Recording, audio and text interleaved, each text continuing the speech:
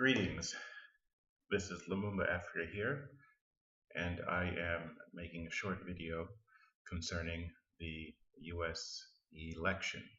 Now, this video isn't in support of any particular candidate based on their platform.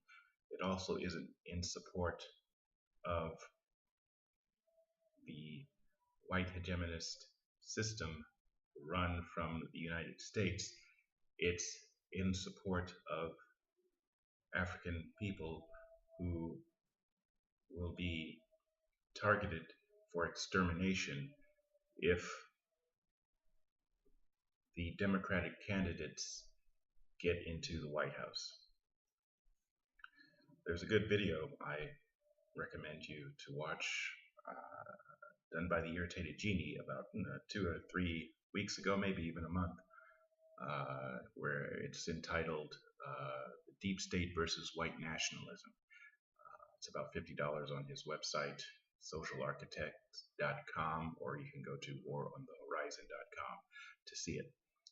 This video, I'm going to urge viewers to go to the website stopthesteal.us, and here on the website you see updates from various states about the process of counting and tabulating the votes. Now, it is obvious that this election is being stolen from the clear winner, Donald J. Trump, for reasons that I have elucidated in previous videos. Most notably, last year I did a video called "It Ain't Easy Being Green," where I showed that the young, too hot to trot little Miss Alexandria Cortez is a poster girl for this globalist cult that seeks to impose global tyranny through the use of technology. And they have developed endearing faces and fashionable taglines and catchphrases to promote this, such as Black Lives Matter and Green New Deal, things like that. They want to attract people to their hidden agenda while thinking it's something to impose justice on the world, which it isn't. It's far from it.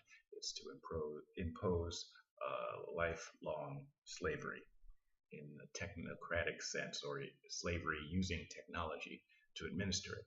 And so, since this election was obviously stolen, if you think it wasn't and is being stolen, if you think there was no fraud, then you should just click off this video and go on about your business. But if you do, I want to share this website with you because they are organizing protests today in each of the state capitals.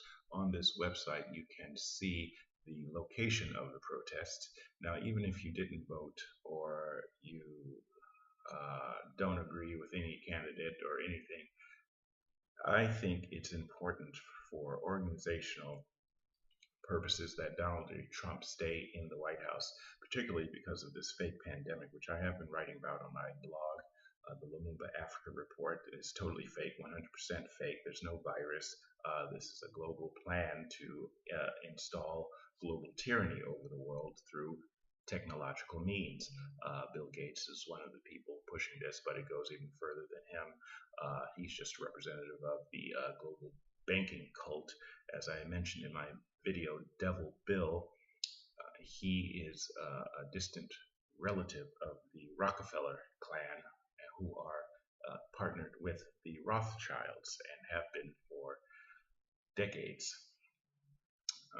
And so they have a plan for the United States and Donald Trump, and the people who support him got in the way of that plan.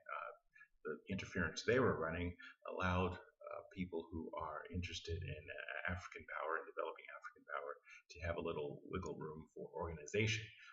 We successfully rejected the shill candidate who was running for vice president on the Democratic ticket now.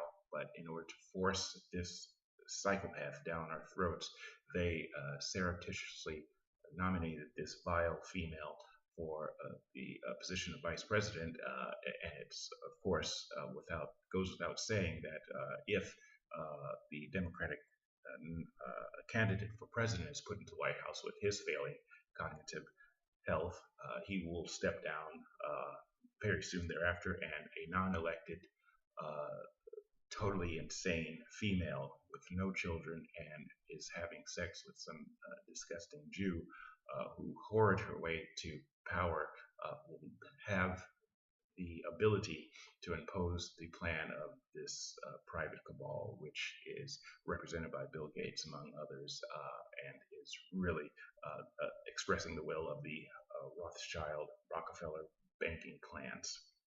So I urge you to go out today to one of these rallies, make yourself known. Just reject the voting process, call it out as a sham as it is, and hopefully that will have some impact. And this is just the first step. If you want my analysis on what is likely to transpire, this is not over. The election is not called. The Democratic candidate is not the winner. What we'll likely see are many challenges, legal challenges to the vote counting process and the final tabulations, to the acceptance of ballots and whatnot. Now, the protests and the legal challenges will lay a basis for casting doubt on the entire 2020 federal election. It will likely go to the Supreme Court, and even if the Supreme Court does not vote in favor of Donald Trump, there are other recourses as per the Constitution. Another recourse we're likely to see is a movement by state legislatures in the questionable states to choose their own electors. Now, we know of the Electoral College in the United States, and in theory, citizens go and vote based on the majority vote getter. Electors are chosen from that party. Now, state legislatures do have the power, as written in the Constitution, to override the electors that were chosen by popular vote. This is one of the safeguards the framers of the Constitution put in to prevent election fraud. It can also be used to ensure power of a small elite, but in this case, it's obvious that it can be used to prevent election fraud. So what would happen is that the legislatures in the states would put forth legislation, vote, and decide to override the questionable results of the popular vote and choose electors from the party that is aggrieved, or the party that controls the state legislatures. And interestingly enough, most of the state legislatures in the states in question, such as Wisconsin, Pennsylvania, Georgia, Michigan, and a few others, I think South Carolina also, most of those state legislatures are controlled by the Republican Party. So they could easily, if the legal route does not prove fruitful or is dragged out too long so that there is a time consideration, because I think all of the electors must be certified by the states no later than December, like the first week of December or something like that. So they could choose electors. Now, another scenario that could come about because of this is that once the electors go to Washington to cast their votes, those can be contested by Congress. And if those are contested by Congress, there are other constitutional safeguards that can be put into place and procedures in order to choose which electors will be accepted as legitimate.